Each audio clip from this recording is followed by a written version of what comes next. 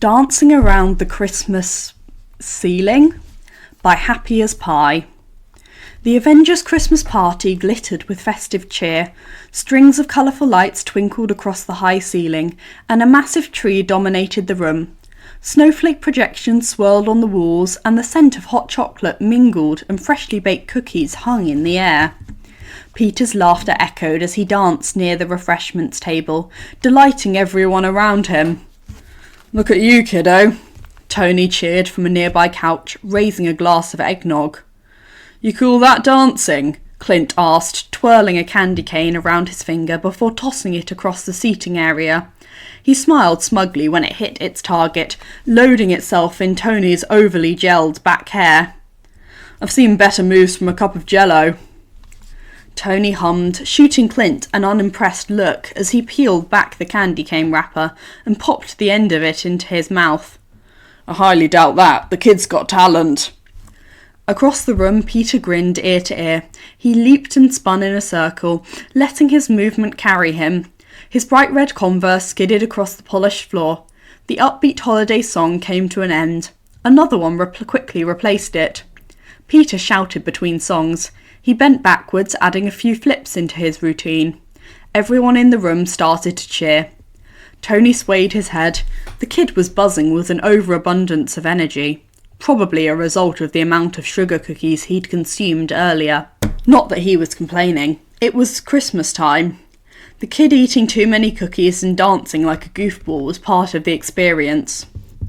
"Careful, Peter," Natasha called, her eyes sparkling with amusement. "The last thing we need is for you to flip into that giant tree." "She's right, sweetie," May added, Pepper nodding along beside her. "You need to watch where you're going, okay?" "Ladies, it's fine. Relax about it." Tony dismissively waved his hand. "The tree is anchored and that party's got insurance. Besides, what's the kid's natural state of being? Vibrating with enthusiasm and defying gravity." "All right," May dubiously agreed. "Pepper and I are going out to grab some more cookies. Don't let him do anything too crazy until we get back, okay?" "Sure, go." Tony nodded, then tipped the last of his eggnog into his mouth. "It's the holidays, he'll be fine." Once Pepper and May had walked out of the room, Tony scanned the room in search of Peter. He chuckled when he spotted him across the room, predictably ascending. A quick spin and Peter's foot was on the wall. Each movement flowed seamlessly into the next, leading him upward, as if the vertical surface was an extension of the dance floor. He glided along, the rhythm carrying him higher and higher, until he finally reached the ceiling. Pete?" Rhodey glanced between Tony and Peter's inverted state. "You're, really taking things to new heights, huh, buddy?" Peter paused mid-bounce, glancing around. His eyes widened as he noticed the floor receding beneath him. "Oh, whoops," he exclaimed, scratching the back of his neck. "Guess I got a little carried away. Literally." "Of course you did," Tony smiled. "Why don't you come down and have—" Before he could finish his thought, Thor clapped his hands, laughing gleefully. "Truly, the boy possesses unmatched prowess. Don't stop now. Dance on, young Parker." Peter grinned, shuffling backward, his hips swaying to the beat. Without realising it, he had a piece of thick silver garland wrapped around his ankle. He moved his arms to the side, preparing to spin.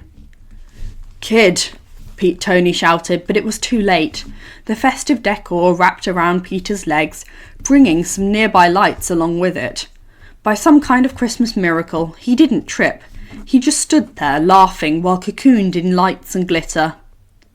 "He's like a human ornament," Bruce remarked. "Should we help him down?" "No way," Tony teasingly scoffed. "He got himself into this mess, he can get himself out."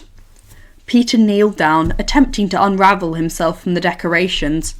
He tugged a few times before tilting his head back and pouting. "Mr. Stark?"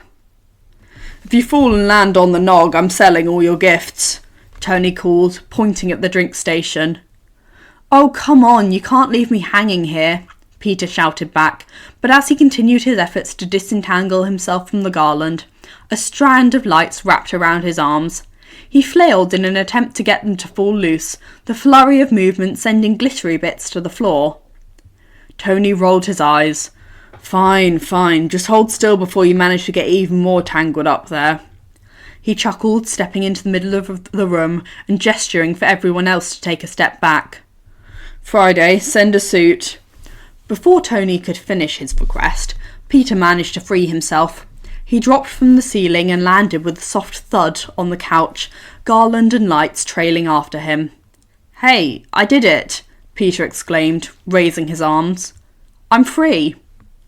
At the same moment, May and Pepper entered the room with fresh trays of cookies. May's eyes narrowed as she looked between Tony and her breathlessly laughing nephew. Tony, he's covered in decorations.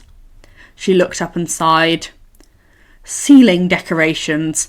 I leave you alone for 5 minutes, and this is what happens? Tony walked over, shaking his head but grinning. Kid's got style, I'll give him that.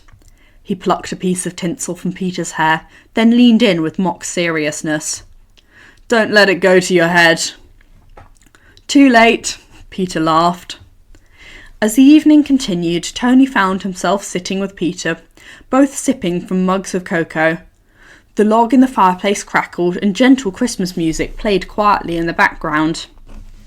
You know, Tony said, nudging Peter's still glitter-coated shoulder, you've got something most people don't. Peter grinned. Yeah? Like super strength? Sticky hands?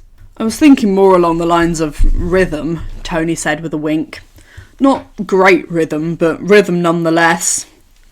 Peter rolled his eyes, then smiled. Thanks, Mr. Stark, for everything. This party, it was totally perfect. Yeah, Tony slung an arm around Peter's shoulders, pulling him close. He looked to the side, meeting eyes with May, then leaned his cheek on his kid's head. Merry Christmas, kid. You're what makes it perfect.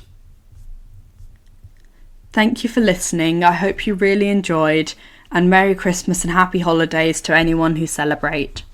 I hope you have a lovely rest of your day.